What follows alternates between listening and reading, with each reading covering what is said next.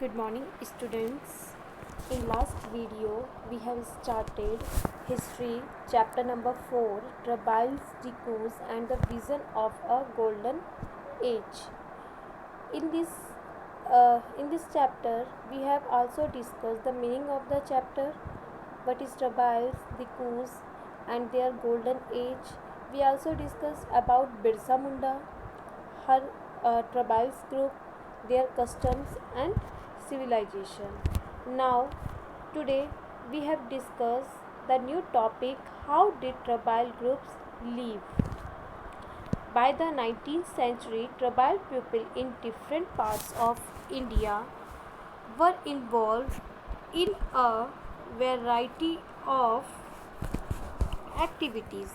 यदि हम 19th century की बात करें तो ट्राइबल पीपल्स जो थे भारत में रहने वाले डिफरेंट पार्ट्स में रहने वाले ट्राइबल पीपल्स आदिवासी डिफरेंट टाइप की एक्टिविटीज़ में इन्वॉल्व रहते थे. सम वर जूम कल्टिवेटर्स, वो अब क्या करते थे, कैसे अपने जीवन को जीते थे. In this topic we have discuss some were jhum cultivators, जिसमें से कुछ जूम कल्टिवेटर्स थे या शिफ्टिंग कल्टीवेशन किया करते थे. In last year we also discuss what is shifting cultivation. Jhum cultivation that is another name of shifting cultivation. इनमें से कुछ ग्रुप ऐसे थे जो जूम की खेती करते थे. जूम खेती जिसे शिफ्टिंग कल्टीवेशन भी कहा जाता था. This was done on small patches of land, mostly in forest. Mainly इस तरह की खेती जंगलों में छोटे छोटे लैंड्स, भूखंडों पर, छोटे छोटे पार्ट्स पर जंगलों में की जाती थी. The cultivators cut the tree tops to allow sunlight to reach the ground. We have discussed क्यों जो ये कल्टीवेटर्स थे वो शिफ्टिंग कल्टीवेशन को किया करते थे, क्या ऐसे रीजंस थे.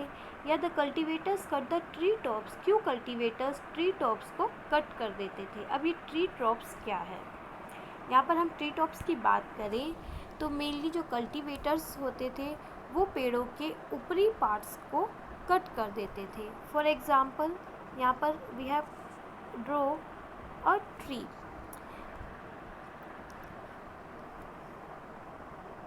जो कल्टीवेटर्स होते थे ये आपका ट्री क्या है, ट्री टॉप्स है.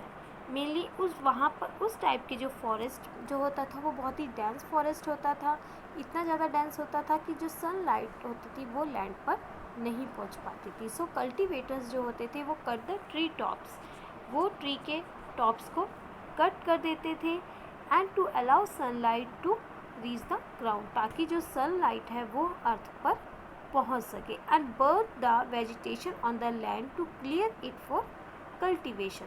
और इसके साथ ही वहाँ पर उगने वाली जो छोटी छोटी घास होती थी, घास फूस होती थी, उसको जलाकर साफ कर देते थे. ऐसा वह क्यों करते थे. And they spread the ash from the firing, जलाने के बाद जो राख बचती थी, ऐश बचती थी, उसे पूरी ज़मीन पर फैला दिया जाता था. क्यों फैलाते थे, बिकॉज विच कॉन्टेंट पोटाश, क्योंकि उसमें पोटाश की जो क्वांटिटी होती थी वो बहुत ज़्यादा होती थी. So they spread the ash from the firing which content potash to fertilise the soil, क्योंकि जो पोटाश है वो मिट्टी को उपजाऊ बनाने में मदद करता था. They use the axe to cut the trees and the hoe to scratch the soil in order to prepare it for cultivation. इसके बाद वो एक्सेस मीन्स कुल्हाड़ी. इसके बाद वे एक्सेस कुल्हाड़ी से ज़मीन को, कुल्हाड़ी से पेड़ों को काटते थे. और हॉइज टू स्क्रैच द सॉइल, उसके बाद पूरी ज़मीन को हलों से ज़मीन की जो ऊपरी सतह होती थी उसे खुरच देते थे. They broadcast the seed that is scattered. The seed on the field is sist of plucking the land and sowing the seeds.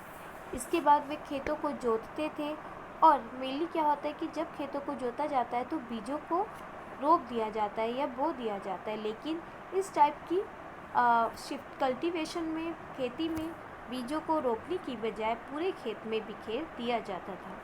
Van once the crop was ready, जब एक बार फसल तक पककर तैयार हो जाती थी तो उसे काटकर किसी दूसरी जगह पर वो लोग चल पड़ते थे। इसे ही शिफ्टिंग कल्टीवेशन कहा जाता था। They move to another field, a field that had been cultivated once was left fallow for several year. उसके बाद जहाँ पर वो भी खेती करते थे, फसल को काटते थे, वह जगह कई सालों तक उसे खुला छोड़ दिया जाता था, जिसे फैलो लैंड या पड़ती जमीन भी कहा जाता था।